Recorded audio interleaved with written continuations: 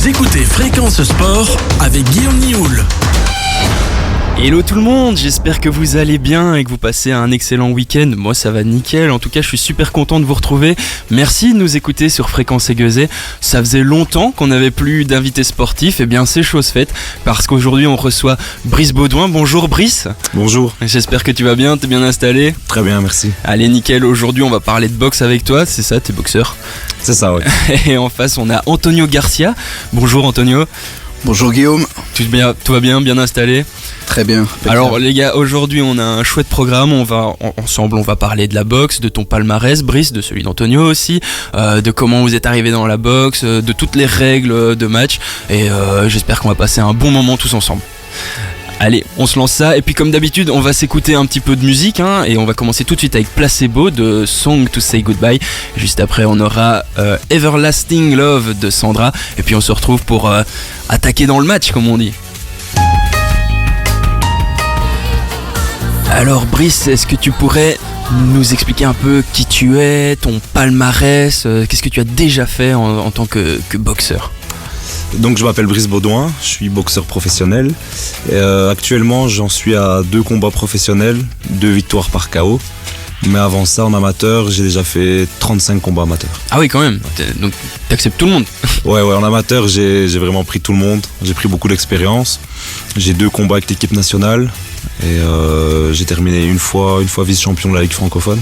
Ok, et ça, avec l'équipe nationale, ça t'a fait voyager? T'as été dans des championnats on est parti en tournoi en France. Cool, ok. Ouais, et j'ai fait 2 combats là-bas. Sympa, ok. Et toi, Antonio, c'est quoi ton palmarès de boxeur? Moi j'ai arrêté de boxer en 2009, donc ça fait déjà un bail. Je me rends compte un peu que je suis un peu plus vieux que Brice.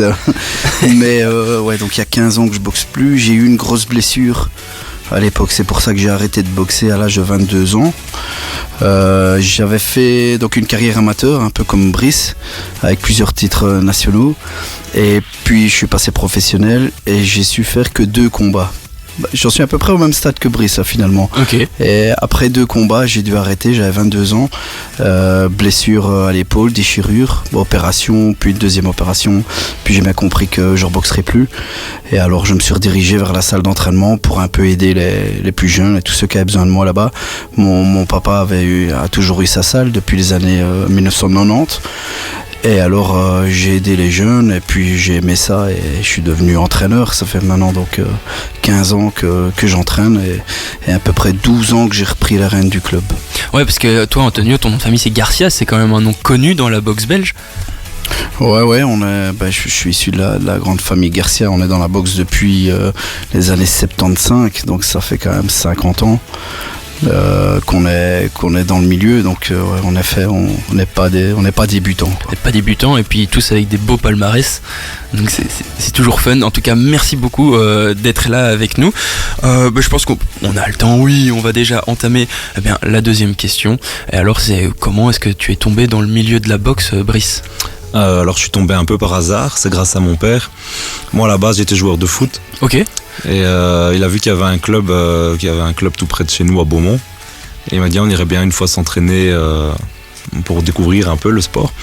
Et au fur et à mesure j'ai accroché, j'allais d'abord une fois semaine. Et puis j'ai vraiment pris du plaisir. Et je me suis dit pourquoi pas faire un combat. Et après quelques mois, quelques années d'entraînement, j'ai pu monter sur le ring. Et là, une fois que j'ai fait mon premier combat, je me suis dit que c'était pour moi. C'est une fameuse reconversion, ça, de passer de football à la boxe. Est-ce qu'il y a des choses du football que tu as ramené dans la boxe ou pas du tout? Non, pas vraiment. Le football, c'est totalement différent par rapport à la boxe. Mais c'est bien, moi j'avais besoin d'un sport individuel. D'accord, l'esprit d'équipe c'était moins... C'était plus compliqué pour moi. Ouais, j'avoue, c'est un peu la même chose pour moi. Toi Antonio, du coup, c'est ta famille qui t'a porté vers la boxe? Ouais, mais pour vous donner une anecdote, quand on était à la maternité, j'étais court dans le ventre de ma maman, un coup de téléphone que mon père a reçu pour que lui aille faire un combat. Et donc à la naissance, j'ai su que ma famille était dans la boxe. Hein. Donc il est parti et il est revenu et il a pu être là au moment de l'accouchement. Ouais, mais j'ai toujours connu la boxe, moi, mes frères, mes cousins, ma famille, tout le monde, quoi. Ok, incroyable, merci beaucoup. Tout de suite, on va s'écouter What It Could Be de Joe Jonas, et juste après, ce sera Spirit of Samba de Laurent Voulzy. Merci de nous écouter sur Fréquence Aiguisée. Alors, maintenant, on va aborder un autre sujet pour l'émission. Comment est-ce qu'on se prépare, comment est-ce qu'on s'entraîne pour devenir boxeur ? Brice, alors ça dépend un peu du boxeur et aussi du niveau du boxeur surtout. Mais moi personnellement, en tant que boxeur professionnel, je m'entraîne 5 jours semaine, 2 fois par jour. Donc le matin c'est tout ce qui est cardio, je vais courir, c'est des longues sorties, des fractionnés, des séries de sprint, et le soir c'est entre 1h30 et 2h vraiment spécifique boxe. C'est quoi le plus important à développer chez un boxeur ? Par exemple l'endurance, la force, la vitesse, l'explosivité. C'est un peu un tout. Ça dépend du moment. Voilà, il faut de tout. Il faut que tous les curseurs soient au maximum, sinon c'est compliqué et on peut vite flancher durant le combat. Toi Antonio, tu es plus coach maintenant, entraîneur. Est-ce que tu fais des programmes d'entraînement avec un objectif bien précis ? Comment tu fonctionnes ? Ouais, après ça dépend aussi du gars, du boxeur. On a des boxeurs plus débutants, on les apprend à boxer. Ensuite, quand on passe chez les professionnels, comme Brice, là évidemment c'est un programme tout à fait différent, avec 2 entraînements par jour. Ce qu'il faut surtout pas oublier, c'est de récupérer, de laisser récupérer le corps. S'entraîner tous les jours c'est bien, mais le corps n'est pas fait pour s'entraîner tous les jours sans récup. Okay. Donc il faut quand même penser à se mettre une journée sur la semaine sans entraînement et récupérer. Après sinon au niveau de l'entraînement lui-même c'est assez intensif. C'est monter le cardio, pousser le cardio. Quand on est sur le ring, on est tout seul quelque part. Un boxeur a une grosse équipe derrière lui, mais au moment où il boxe, on ne saurait pas le faire à sa place. Donc il faut vraiment qu'il soit prêt. Et il faut vraiment que son cardio vraiment soit au maximum pour pouvoir donner 100% de ses capacités, quoi. Ok, est-ce que c'est un schéma continu où tu fais toujours endurance le matin et technique de boxe l'après-midi, le soir, ou est-ce qu'il y a des périodes où tu vas plus travailler l'endurance, des périodes où tu vas plus travailler ta force ?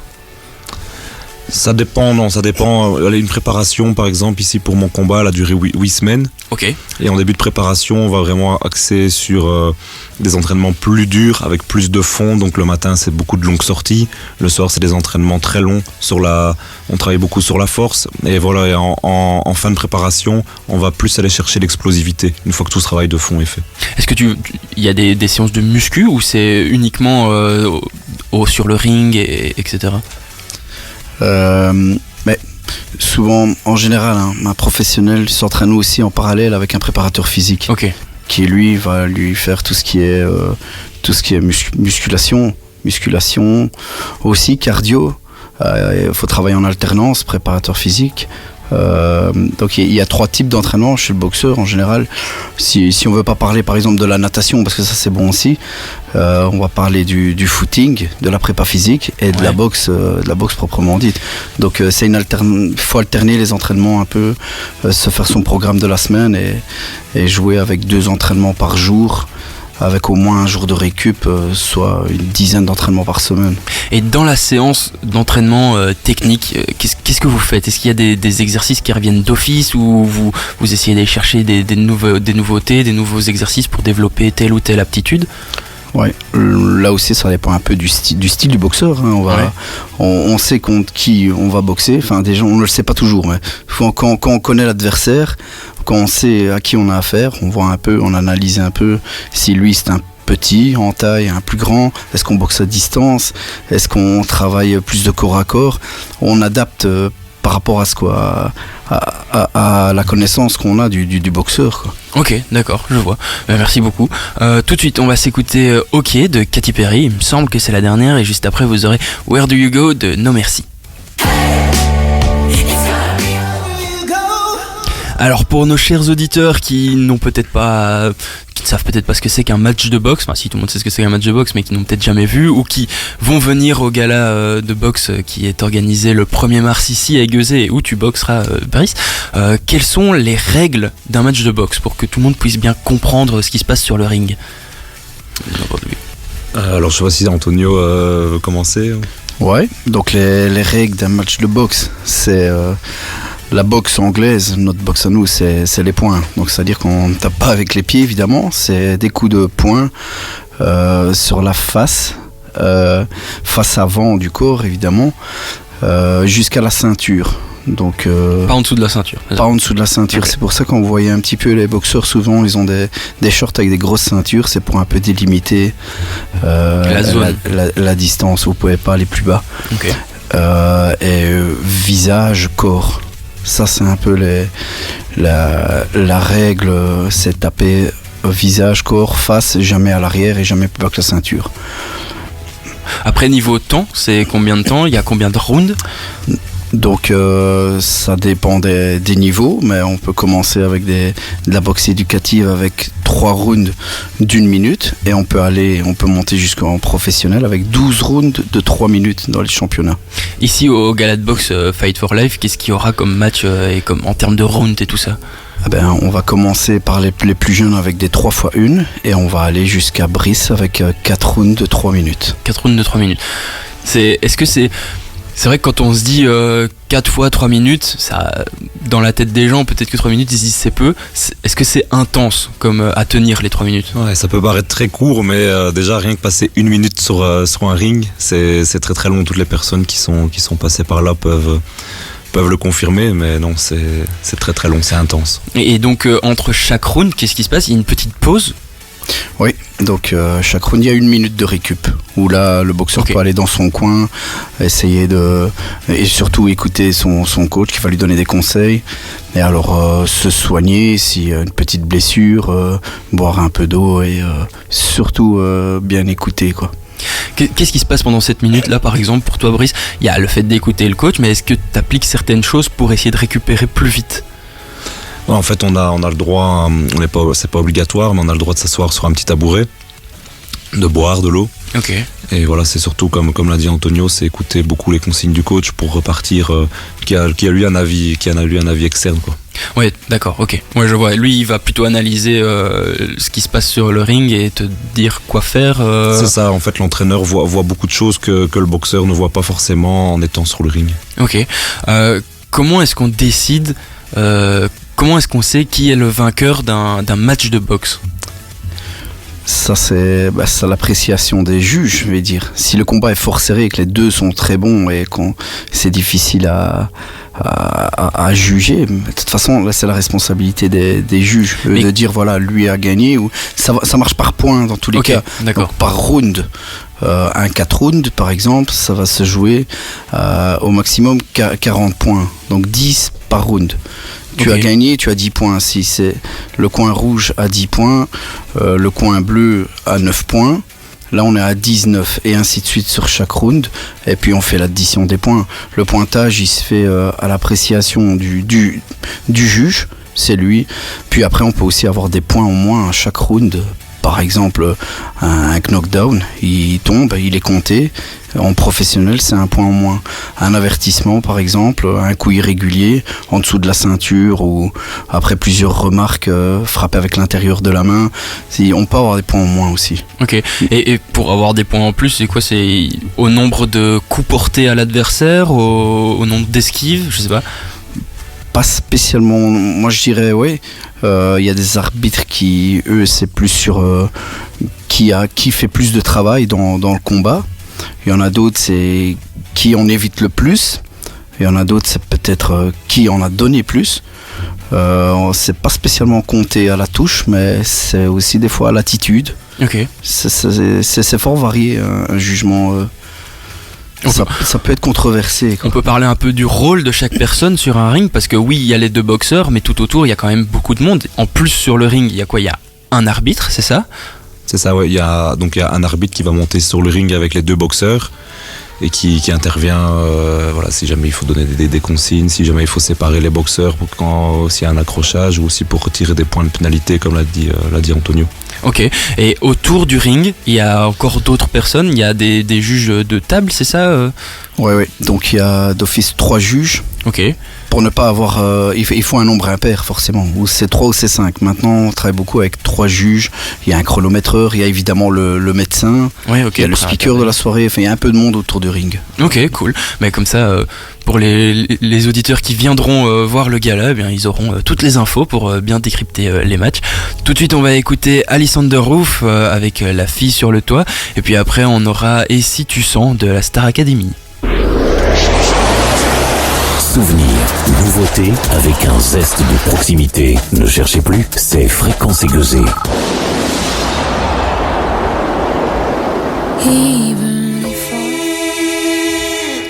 Alors, Brice, est-ce que tu as un style de boxe particulier ? Je sais pas comment expliquer, mais est-ce que chaque boxeur a son style bien à lui ou il y a une tendance générale ? Oui, en fait, chaque boxeur va avoir un peu son propre style qu'on va développer au fur et à mesure. Moi, j'ai un style, je suis quelqu'un de plus réfléchi sur le ring.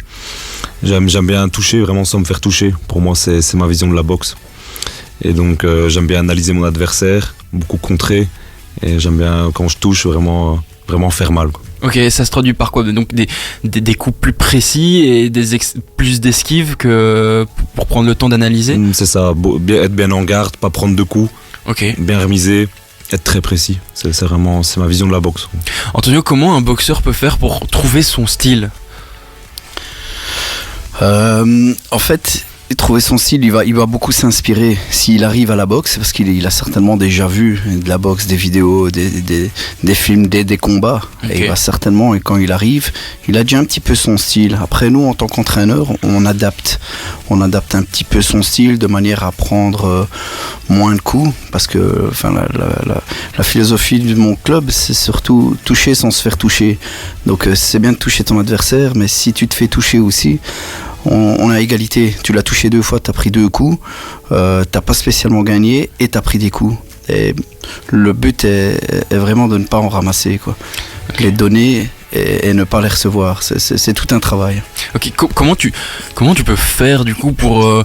est-ce qu'il y a des techniques particulières, des stages plus intensifs, et à ce moment-là on peut aller chercher plus de techniques ou...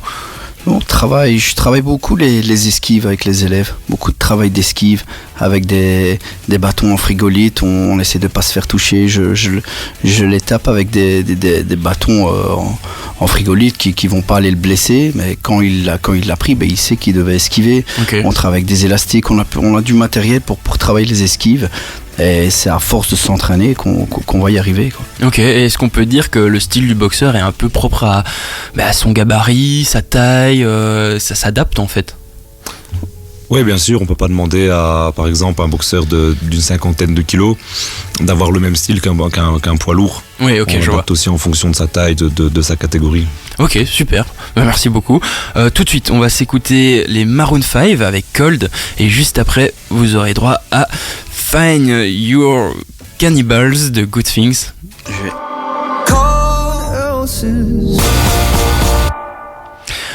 Hello tout le monde, vous êtes toujours sur l'émission Fréquence Sport. On entame déjà la deuxième partie de cette émission avec Brice et Antonio pour parler de boxe. Alors pour reprendre un petit peu après cette petite pause un peu plus longue, on va prendre un sujet un peu plus léger. Alors je vais vous demander, qu'est-ce que vous pensez des films de Rocky et de Creed ? Est-ce que c'est représentatif du monde de la boxe ? Je pense que tous les boxeurs aiment les Rocky et les Creed. Mais c'est quand même, c'est un petit peu surjoué. Quand, par exemple, on voit Rocky qui, pendant 12 rounds, il subit, il est en sang dans un coin. Voilà, c'est... Dans la vraie vie, il est quand même arrêté à un moment, on va penser à protéger le boxeur, mais... Oui, ok. Voilà, sinon, ça c'est le cinéma. Mais, oui, bien sûr. Voilà, sinon, c'est quand même bien joué. Mais en dehors, sur le niveau entraînement et tout ça, c'est proche ? Moi je dirais que ils se sont quand même basés sur des réels entraînements.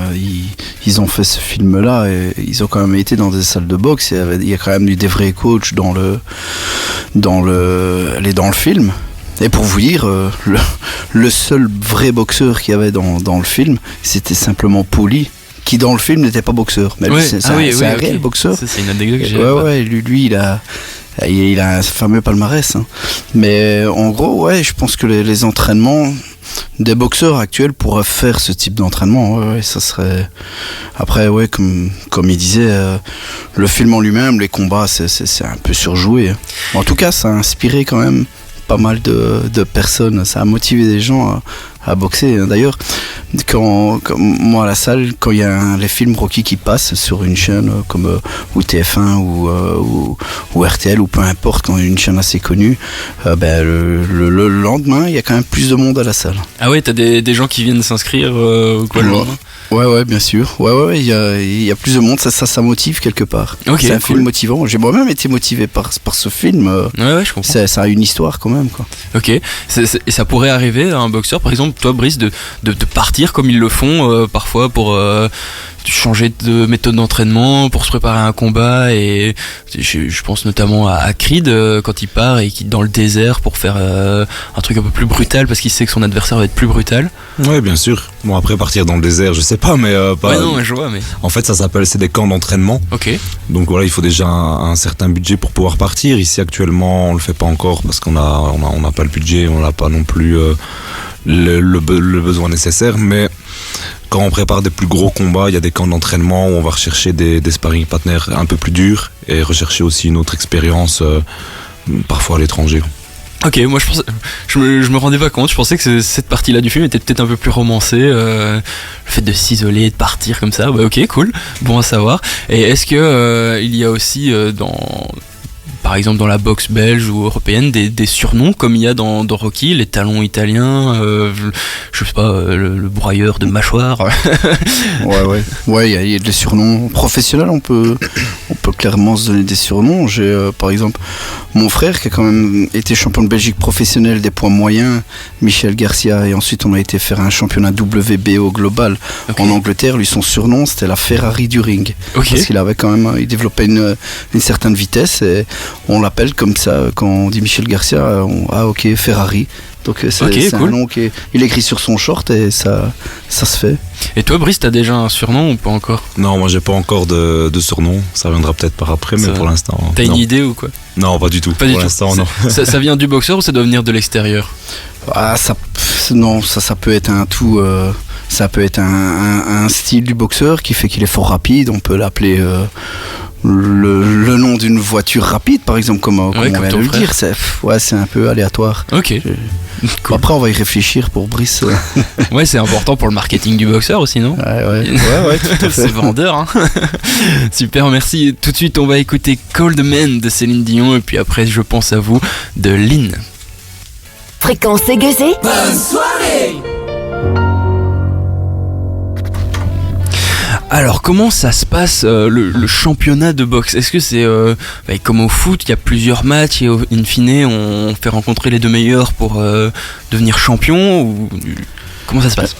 En boxe c'est pas tout à fait la même chose. En tout cas en amateur, il y a une période de championnat, elle est assez courte, elle se fait sur à peu près 3 ou 4 week-ends et c'est sous forme d'éliminatoire.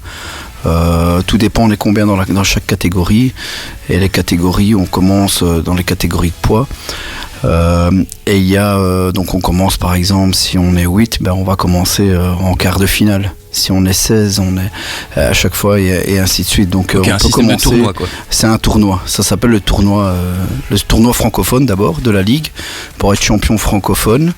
Une fois que tu es champion francophone, tu vas rencontrer le champion flamand. Là, je parle pour les amateurs. En professionnel, c'est un peu différent. En professionnel, il faut voir si le titre est vacant ou pas. S'il y a déjà un champion, à ce moment-là, on peut toujours se mettre challenger.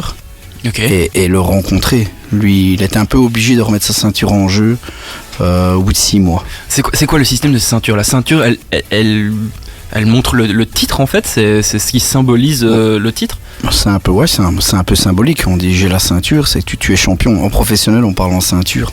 Après maintenant, même des fois en amateur, dans les tournois et les championnats de Belgique, ils donnent aussi maintenant des petites ceintures. C'est un peu plus valorisant, quoi. D'où ça vient cette idée de ceinture? Vous savez pas? Ça c'est une bonne question. Maintenant c'est plus symbolique. Pour ne pas donner une coupe, on donne une ceinture et voilà, c'est ça pour côté champion quoi. Et il y a des champions poids lourds, poids légers. Comment est-ce qu'on détermine ça? Du coup c'est en fonction du poids, mais comment c'est déterminé? Il y a toute une série de catégories. C'est déterminé par rapport au poids. Ok. T'as à peu près une aisance de, je dirais 3 kilos, ça dépend des catégories. Ah oui, c'est peu comme marge. Ouais, c'est peu. On va pas boxer un gars avec... La tolérance en Belgique, pour les amateurs par exemple, c'est 3 kilos. Ah oui, ok. Au-delà des 3 kilos de différence, le combat normalement il peut pas se faire. Ah oui, ok, d'accord. Toi Brice, t'es dans quelle catégorie? Donc moi je boxe en welter à 66,5. 66,5, ok. D'accord, c'est où plus ou moins? Poids léger, c'est en dessous de toi ou c'est au-dessus? Les poids légers, c'est en dessous de moi, c'est 60 kilos et quelques grammes. Ouais, ah oui, 61, ok. Il y a différentes catégories. Les tout petits, il y a les poids mouches, les poids coques, les super coques, les poids plumes, les super plumes, légers, super légers, welter, super welter. Enfin, je peux t'en dire toute une série. Et on va jusqu'au poids super lourd, quoi, les plus de 92. Plus de 92. Et là, du coup, il n'y a plus de limite. Ah oui, ok, d'accord. Ok. Du coup, hyper important, la nutrition, je suppose. Ouais, super important. Ici, je suis suivi par un nutritionniste, Pierre Gangaï. Ok. Et il me suit toute l'année. Ouais, aussi. Toute l'année, et c'est vraiment. La marge est de 3 kilos, donc. Il faut pas se louper. Et le poids, c'est vraiment l'ennemi du boxeur. Hein. C'est le plus compliqué à gérer. Donc, en fait, c'est bien de rentrer dans sa catégorie, mais il faut y rentrer aussi en forme et avoir du jus pour le combat. Pour réglementer tout ça, il y a une pesée avant le match, c'est ça? Et qu'est-ce qui se passe si à la pesée on se rend compte qu'il y a 1 kilo de trop par exemple? En fait, faut voir un peu comment ça a été conclu. En championnat, si c'est un championnat, le kilo tu dois le perdre. Ah, ok.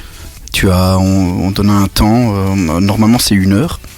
Par exemple, chez les amateurs, on fait une pesée, exemple samedi, on la fera de 15 à 17. Okay. À 15 heures, ici, bon, c'est pas en championnat, c'est un peu différent.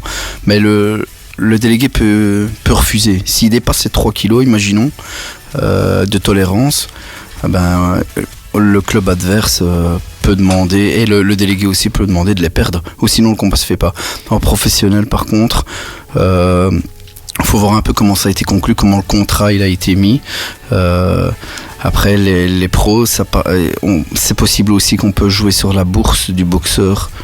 Le boxeur il vient, il est pesé trop lourd, il a sur son contrat, il est peut-être mis qu'il a autant d'euros en moins par 100 grammes qui dépasse. Ok, d'accord. Et il y a des techniques pour perdre du poids comme ça en 1 heure? C'est possible? Ouais. Il va prendre sa corde à sauter, prendre un kawaii et perdre de l'eau quoi. Ah ouais, c'est ça, c'est un perdre cutting, de l'eau quoi. Là t'as pas le choix. Ouais, ok. Ouais. Mais c'est quand même pas ouf avant un match si. C'est pas l'idéal. Ok. Tout de suite on va écouter Plus tard de Big Flo et Oli. Et puis après on reviendra juste après Chaque seconde de Pierre Garnier et de Matt Pokora. Alors c'est un peu une tradition maintenant dans l'émission, c'est le sportif que je reçois ou les sportifs que je reçois nous racontent un peu une anecdote un peu insolite qui se serait passée pendant une compète ou pendant un entraînement. Qui y en a une et qui voudrait commencer? Vas-y Brice. Je vais commencer. Donc c'est la première fois que ma mère est venue me voir à un combat. Donc je boxais à Namur et en fait j'avais rendez-vous chez mes parents. Et en changeant les voitures, j'ai oublié de changer mon sac. Aïe. Et donc c'est ma mère qui a dû me rapporter mon sac. Sauf qu'elle ne trouvait pas. Et je devais en plus passer premier parce que mon adversaire partait travailler, il faisait la nuit. Et donc j'ai eu mon sac vraiment, je pense, 15-20 minutes avant le début du combat. Donc c'était vraiment le stress. Ah ouais, léger stress. Mais au moins ça a permis à ma mère de voir, c'est le premier combat de boxe auquel elle a assisté. Oh c'est beau. Au final j'ai quand même gagné donc en plus ça va, la finalité est belle. C'est cool comme ça, en plus ça a permis à ta maman de venir te voir. Voilà. C'est important d'être soutenu aussi dans le sport. Bien sûr, moi, mon père il aime bien, il a manqué aucun combat, mais ma mère elle a un peu plus de mal à voir ça, ouais. Ok, je comprends. Et toi Antonio, c'est quoi ton anecdote? Moi, mon anecdote, j'ai rencontré Floyd Mayweather, qui est une référence, c'est l'idole de beaucoup de boxeurs. Je l'ai rencontré bêtement parce que j'avais oublié mon sac encore une à la plage, quoi. Ouais, une histoire de sac, un peu comme Brice. Ici, lui c'était sa maman, moi c'était Floyd Mayweather. J'oublie bêtement à la plage. On était donc dans un camp d'entraînement avec mon frère à Miami. Et alors, donc ça c'était il y a déjà quelques années, en 2018 je pense. J'oublie mon sac à dos sur la plage, on repart. Je dis j'ai oublié mon sac. On va aller le rechercher. On reprend la voiture. On suit la camionnette TMT, donc le gros logo de Floyd Mayweather. On se dit non, c'est pas possible, il est pas dans une camionnette. Enfin, ça roule en Bentley, ça roule pas en camionnette. On suit la camionnette et alors t'as deux gars de 2 mètres là, des gardes du corps qui sortent et qui vont chercher Floyd Mayweather et ses enfants dans un restaurant d'hamburgers. Bêtement, je vois la foule devant, je dis c'est pas possible, il est là. Et alors il est sorti et on l'a vu, on l'a rencontré. T'as pu discuter avec lui ? Pas vraiment discuter, il était un peu pressé, mais en tout cas on l'a vu, il est passé à 1 mètre de nous et on a fait une petite photo en vitesse quoi. Mais bêtement, grâce à ce que j'ai perdu mon sac, et finalement j'ai jamais retrouvé le sac. Puisque j'y suis pas allé voir finalement. T'as carrément oublié d'aller voir. On a suivi la camionnette, j'ai oublié le sac. Exceptionnel.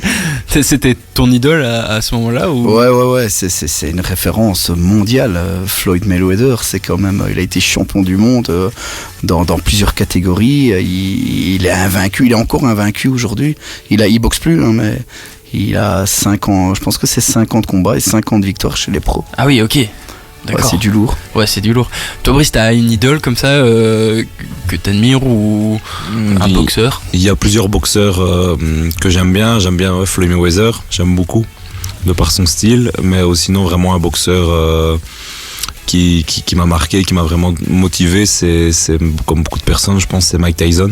Ouais, ok. Et j'ai eu la chance de le rencontrer il y a maintenant 2 ans. 2 ans, ouais, j'ai eu la chance de le rencontrer. Tu l'as rencontré où ? Ils organisaient justement une soirée au Louvre Expo à la Louvière, où il venait, c'était un peu comme un meeting comme ça, il venait et on pouvait le rencontrer et faire une photo avec lui. T'as pu échanger un peu avec lui ? Non, c'était ça allait très vite, mais bon, j'ai eu la chance. T'as pas donné ce secret Non, malheureusement non, mais j'ai eu la chance de faire une photo avec lui, donc c'est un chouette souvenir. C'est important aussi d'avoir des références et de s'inspirer de personnes qui ont eu un beau palmarès. Cool, merci pour ces anecdotes, c'était super chouette. Tout de suite on écoute Diet Pepsi de Addison Rae, et juste après ce sera Facile de Maggie.